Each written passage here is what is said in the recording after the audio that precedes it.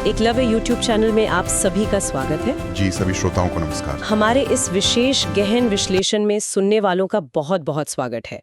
आज की चर्चा पूरी तरह से उन परीक्षार्थियों और श्रोताओं के लिए डिजाइन की गई है जो MPPSC प्रारंभिक परीक्षा 2026 की तैयारी कर रहे हैं। बिल्कुल, और आज हम मुख्य रूप से यूनिट 2 और यूनिट 6 के महत्वपूर्ण डेटा पर फोकस करेंगे। हाँ, जिसमें आर्थिक सर्वेक्षण 2025-26 के नवीनतम आंकड़े, बजट डेटा और मध्य प्रदेश के इतिहास से जुड़े कुछ बेहद खास तथ्य शामिल हैं। तो हमारा जो मिशन है आज का वो ये है कि इन भारी भरकम आंकड़ों को सिर्फ रटना नहीं है, बल्कि एक स्ट्रक्चर्ड तरीके से समझना है। सही कहा आपने।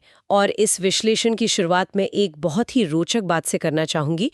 स्रोत सामग्री में परिवहन यानी ट्रांसपोर्ट को किसी भी राज्य के आर्थिक विकास की रक्त धमनियां या ब्लड वेसल्स कहा गया है। जी, ये ब्लड वेसल्स वाली बात ये बहुत ही सटीक है। मतलब जैसे हमारे शरीर में नसें खून पहुंचाती हैं, वैसे ही परिवहन का ये ढांचा राज्य में खनिज संपदा, वनोपज और कृषि उपज को बाजारों तक पहुंचाता है। अगर कनेक्टिविटी नहीं होगी तो विकास वहीं रुक जाएगा। बिल्कुल रुक जाएगा। और जब हम मध्य प्रदेश की बात करते हैं तो हमें ये ध्यान रखना होगा कि मध्य प्रदेश एक लैंडलॉक्ड राज्य है, चारों तरफ से जमीन से घिरा हुआ। हाँ, कोई समुद्री सीमा नहीं है। जी, और यहाँ की जो भौगोलिक स्थिति है उसके कारण रेल मार्गों की उपलब्धता थोड़ी सीमित रही है, इसीलिए सबसे ज्यादा निर्भरता सड़क परिवहन पर ही है। तो चलिए इसी सड़क परिवहन से अपने पहले सेक्शन की शुरुआत करते हैं। सड़कों के जाल और नए मध्य प्रदेश की बात करते हैं। स्रोत के अनुसार प्रशासन और निर्माण के आधार पर सड़कों को 4 श्रेणियों में बांटा गया है। हाँ, 4 श्रेणियां, और श्रोताओं को ये क्रम बिल्कुल याद रखना चाहिए।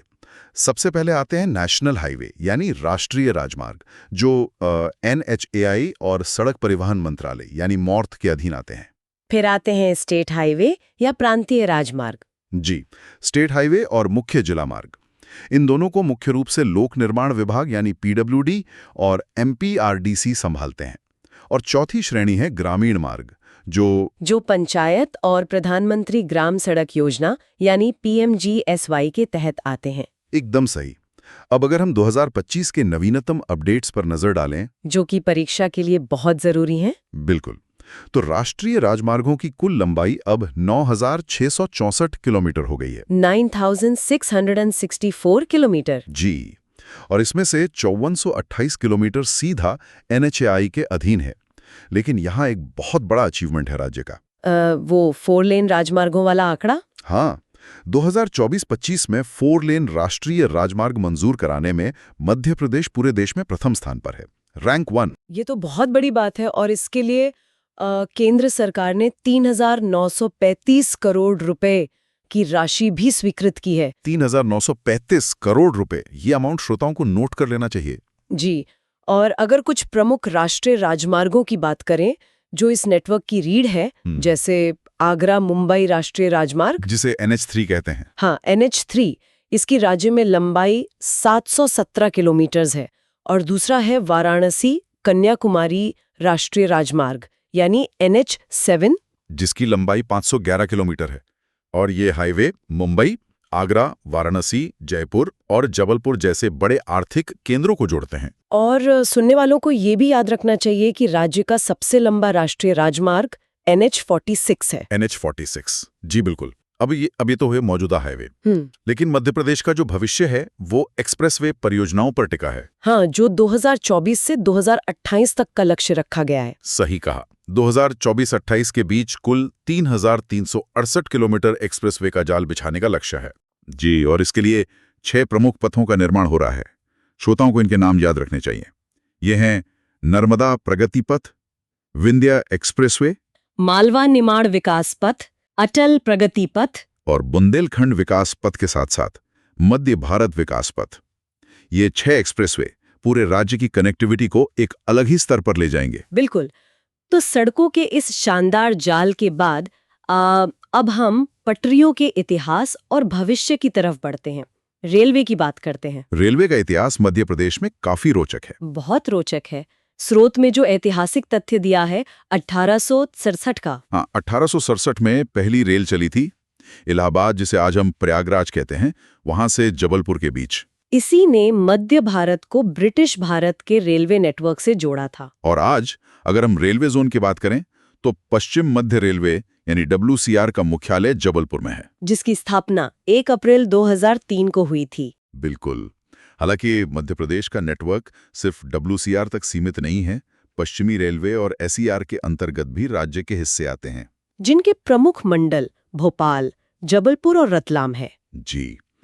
अब अगर हम 2026 की कुछ नई और अहम परियोजनाओं पर फोकस करें जो परीक्षा में पूछी जा सकती हैं, जैसे भोपाल धनबाद चौपन एक्सप्रेस। हाँ, इसका शुभारंभ हुआ है और ये बीना, सागर और मुड़वारा होकर जाएगी। और एक और बड़ी मंजूरी मिली है जबलपुर गोंदिया रेल लाइन के दोहरीकरण यानी डबलिंग को। डबलिंग बहुत जरूरी है मालगाड़ियों की स्पीड बढ़ाने के लिए।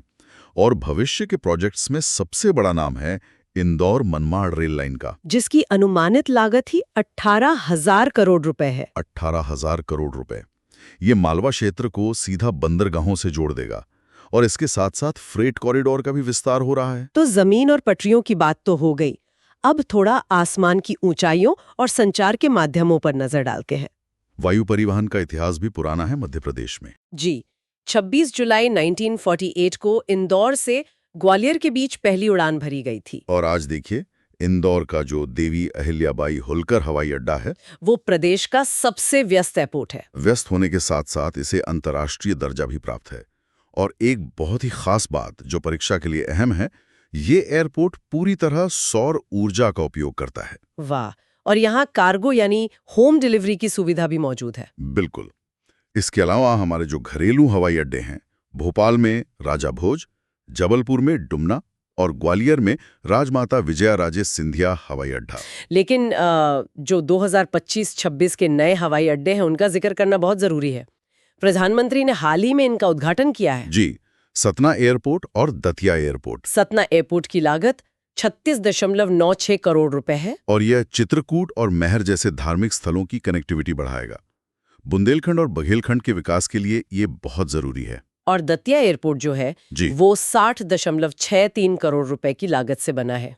हाँ, और इसमें अभी शुरुआत में 19 सीटर विमानों की क्षमता है, लेकिन भविष्य में इसे ATR 72 क्षमता वाले विमानों के लिए विकसित किया जाएगा। और इन छोटे शहरों को हवाई नक्शे पर लाने में उड़ान योजना का बहुत बड़ा हाथ है। उड़े देश का आम नागरिक, इसमें दो बहुत ही महत्वपूर्ण टर्म्स हैं, VGF और RCF। VGF यानी व्यवहार्यता अंतर वित्त पोषण और RCF यानी क्षेत्रीय संपर्क निधि। जी, Tier 2 और Tier 3 शहरों में जब एयरलाइंस को घाटा होता है तो सरकार इसी VGF के जरिए उनकी मदद करती है। और इसके साथ साथ किसानों के लिए कृषि उड़ान और मेडिकल इमरजेंसी के लिए लाइफलाइन उड़ान का भी जिक्र स्रोत में है। बिल्कुल।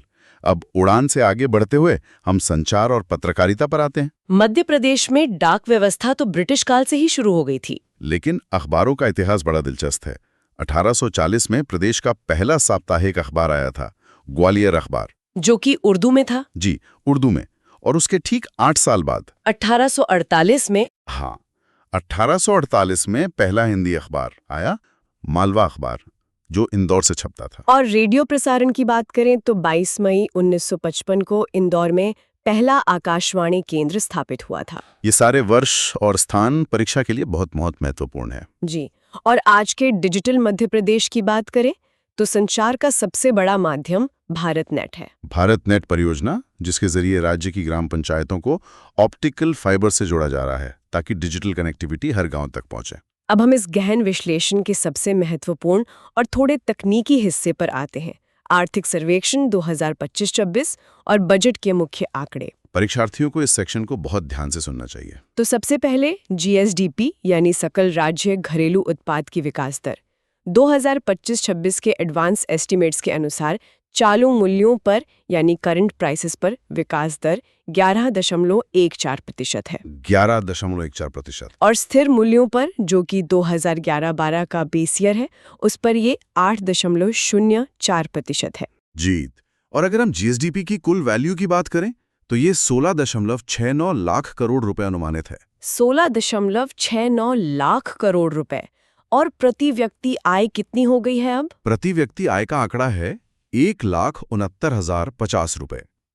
1,69,050 50 रुपए। अब इस पूरी अर्थव्यवस्था को अगर हम 3 क्षेत्रों में बांटकर देखें तो प्राथमिक क्षेत्र यानी प्राइमरी सेक्टर का योगदान सबसे ज्यादा है, 43.09%। 43.09%। और इसमें मुख्य रूप से कृषि शामिल है, जिसने 7.31% की वृद्धि दर्ज की है। इसके बाद द्वितीय क्षेत्र यानी सेकेंडरी सेक्टर का योगदान 19.79% है। और यहाँ एक बहुत ही दिलचस्प डेटा है। इस 19.79% में से अकेले निर्माण यानी कंस्ट्रक्शन का हिस्सा 9.22% है, जो कि हमने सड़कों और एक्सप्रेसवे वाले हिस्से में देखा ही था कि कितना बड़ा निर्माण कार्य चल रहा है। बिल्कुल, दोनों का सीधा संबंध है। और तीसरा है तृतीय क्षेत्र यानी सर्विस सेक्टर, जिसका योगदान 37.12% है, 37.12%। इसके बाद बजट 2025-26 के कुछ मैक्रो इकोनॉमिक आंकड़े भी देख लेते हैं। जी। राजकोषीय घाटा जीएसडीपी का 4.7% लक्षित किया गया है। 4.7%। लेकिन इसके साथ ही एक बहुत सकारात्मक आंकड़ा भी है, राजस्व अधिशेष का, जो कि 618 करोड़ रुपए अनुमानित है। हाँ, 618 करोड़ रुपए का रेवेन्यू सरप्लस। और किसानों के लिए एक बहुत अच्छी खबर है इस बजट में कि 0% ब्याज पर अल्पकालीन कृषि ऋण योजना को आगे भी जारी रखा जा रहा है। 0% ब्याज, इसी से हमारा प्राथमिक क्षेत्र इतना मजबूत है। और पर्यावरण और विकास के संतुलन के लिए बजट में 2025 से 2030 तक के लिए SDG मूल्यांकन योजना को भी शामिल किया गया है। सतत विकास लक्ष्य, ये बहुत जरूरी कदम है। जी, तो इन सारे आंकड़ों, वर्ष, राशियां और प्रतिशत को सुनने वालों को एक दूसरे से जोड़कर पढ़ना होगा। मेरी सलाह यही रहेगी कि आप 16.69 लाख करोड़ की अर्थव्यवस्था को 43.09% के प्राथमिक क्षेत्र से जोड़ें, निर्माण क्षेत्र के 9.22% को 3,935 करोड़ के 4 लेन प्रोजेक्ट से जोड़कर देखें। बिल्कुल, इसी तरह से ये सब याद रहेगा। अब इस चर्चा को खत्म करने से पहले मैं सुनने वालों के लिए एक विचारणीय प्रश्न छोड़ना चाहूंगी। जी, बताइए। जरा सोचिए, जब ये नए एक्सप्रेसवे और भारत नेट का ऑप्टिकल फाइबर नेटवर्क पूरी तरह से राज्य के कोने कोने में फैल जाएगा, तो क्या कृषि प्रधान मध्य प्रदेश का प्राथमिक क्षेत्र, जो अभी 43.09% योगदान दे रहा है, एक अभूतपूर्व क्रांति नहीं देखेगा? क्या ये लॉजिस्टिक्स के क्षेत्र में राज्य को देश का केंद्र नहीं बना देगा? ये वाकई एक बहुत गहरा सवाल है।